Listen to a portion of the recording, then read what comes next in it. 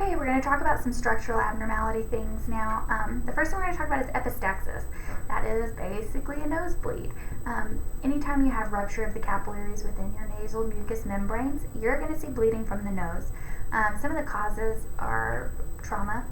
Sometimes rheumatic fever can cause a nosebleed, infections, hypertension, any tumors in your nasal cavity, bleeding disorders. If you have impaired clotting, absolutely you're going to see a nosebleed. Cocaine use, that can happen. Forceful blowing, and frequent and aggressive nose picking. I really like that one. Not because I like to do that, no, don't get me wrong. I'm saying I like that that's an actual reason for bloody noses, is that people pick their noses way too aggressively. It's like, come on, booger, get out of here. Anyway, it always just makes me laugh. So, anyway, that's it. Oh, and don't you love my pictures? I mean, who doesn't love a good old Simpsons picture, right? Pretty funny. So, to treat it, you want to put direct and continuous pressure to the nares for 5 to 10 minutes. And you want your head tilted slightly forward. Now, I'm not saying like tilt your head all the way down, okay? But I know a lot of people, and especially like on TV shows and everything, everybody always tells you, put your head back, put your head back. But the reason why they think that that works is because you don't see blood coming out anymore when you put your head back. But that's not fixing the nosebleed. All that's doing is when you tilt your head back, that's opening up your throat and it's allowing that blood to, for you to swallow it all. It goes into your stomach, and sometimes you can aspirate and it goes into your lungs. Then you're dealing with like pulmonary edema, you're dealing with blood settling in your stomach, and then you're eliminating it in your feces. Not good, okay? So the bleeding doesn't stop when you tilt your head back. It just creates more problems. So what you want to happen is to put direct and continuous pressure on your nares, right? Pinch your nose, right there, okay? For 5 to 10 minutes without stopping. Very, very firm pressure, not just like firm pressure, and you want to slightly tilt forward. The reason for doing that is because it prevents you from swallowing or aspirating that blood, keeps it going the direction it needs to go, and as you're putting that pressure, it's going to eventually stop it. Now, sometimes the direct pressure doesn't actually stop it, and you might have to do something more severe. The first thing that you want to try, though, is applying ice to the bridge of the nose, because a lot of times that's going to cause the vasoconstriction of those capillaries, and it's going to prevent them from free bleeding. If that doesn't work, they might have to cauterize the capillaries within your nares with silver nitrate, or they can use a tool called an electrocautery tool, and it goes in, it basically singes the edges of those capillaries to keep them from free bleeding. Sometimes they might apply a topical vasoconstrictor, and it's like a cream that they put up in there, and it just keeps it from bleeding also. Sometimes they use nasal packing, and they actually call it a tampon. It looks just like a tampon, but they're made specifically for your nares. They're very, very small. Now, if you are somewhere and you have nosebleeds often and you want to get it to stop, you can't seem to do it with ice or direct pressure, get an extra small tampon, insert it in your nose, and eventually it should keep it from bleeding. After a while, it'll stop your bleed. It's very strange, I know that. But you'll have the strings hanging out and everything. It's very weird. But it is an actual technique that we use to stop nosebleeds. Sometimes they use a balloon that is inflated for a minimum of 48 hours. They have to breathe through their mouth at that point. Look at the client and family teaching in your book, because it's going to give you some good educational tips. But one of the most important ones that I want you to remember is to avoid ibuprofen and aspirin. Sometimes when people have really bad headaches and maybe they have some kind of infection, they've been picking their nose, whatever happens, right? And they see a nosebleed and it's kind of uncomfortable and they get a headache because of it. Well, that headache is because of the hypovolemia in their bodies. It's not because of any kind of pain or whatever. It's because their bodies are losing a lot of fluid. So the best thing that you can do is replace that fluid, right? Don't take an ibuprofen or an aspirin for your headache, because ibuprofen and aspirin have bleeding properties to them. It's just going to make the nosebleed even worse. And then you end up losing more and more blood. Your headache gets worse, and you're like, but I took ibuprofen. Why isn't it going away? Well, it's because you're losing more blood. So stay away from those things. Very important. Alright, other nasal obstructions. If you have a deviated septum or nasal polyps or hypertrophied turbinates, you might need to have something a lot more serious done to intervene and try to correct whatever obstruction there is. The deviated septum usually is a congenital problem.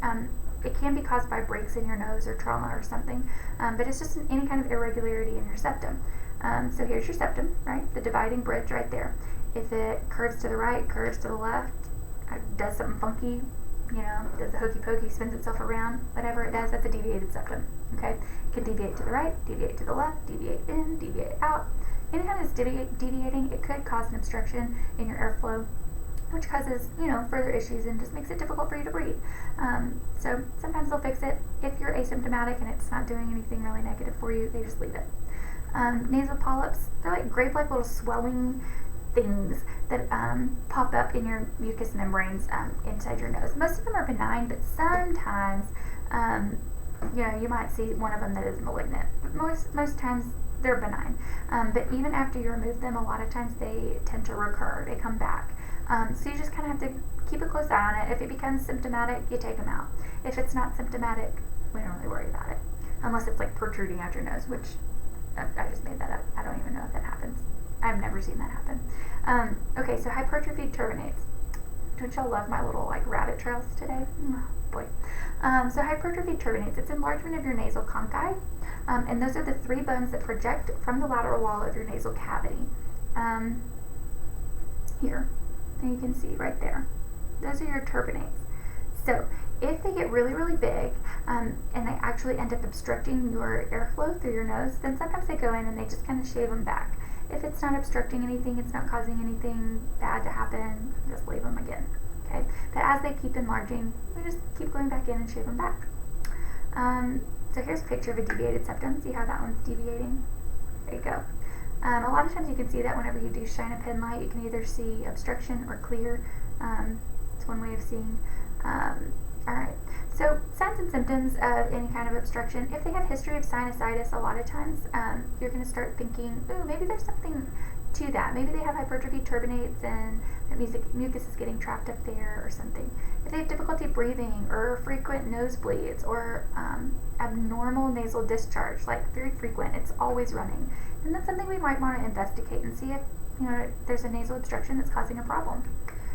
To treat it, really the only things you can do is surgery. Okay, so the submucosal surgical resection, also called a septoplasty, is an incision through your mucous membranes, and they end up removing whatever is obstructing in there, whether it's the polyps or the deviated septum or the hypertrophy turbinates, whatever it is. They remove it, sew you back up. Both nares are going to be packed with gauze and taped for 24 to 48 hours, and then they apply a mustache dressing, and it is exactly what it sounds like. They take a piece of gauze and they put it up underneath the nose like a mustache to catch any kind of drainage that can occur. You still want to teach your patients to avoid straining and lifting and blowing their nose and things like that after the surgery so you don't disrupt anything that was just fixed. You also can do a rhinoplasty. Now, a rhinoplasty, you've probably been most familiar with hearing about these because of elective surgeries.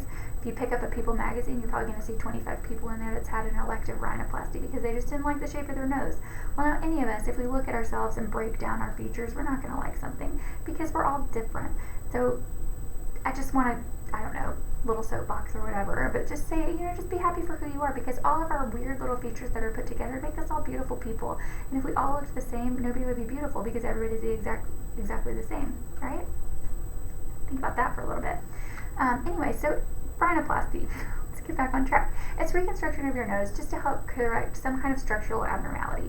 A lot of times they'll do this whenever you have like a pretty severe deviated septum, or if you've had a nose break that can't be reset or fixed before the bones heal back together or something. So it is a very viable surgery when done for medical necessity.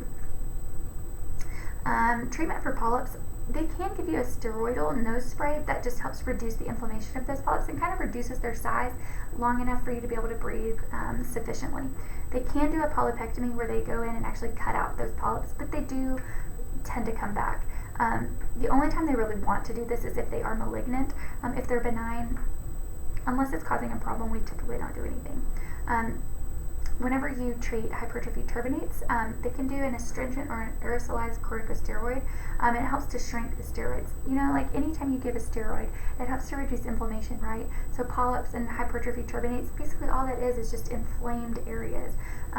If it's causing major problems and the corticosteroid doesn't help, they can go in and do a turbinectomy, where they remove whatever is obstructing your airflow. All right, let's take a break. I'll come back in a second.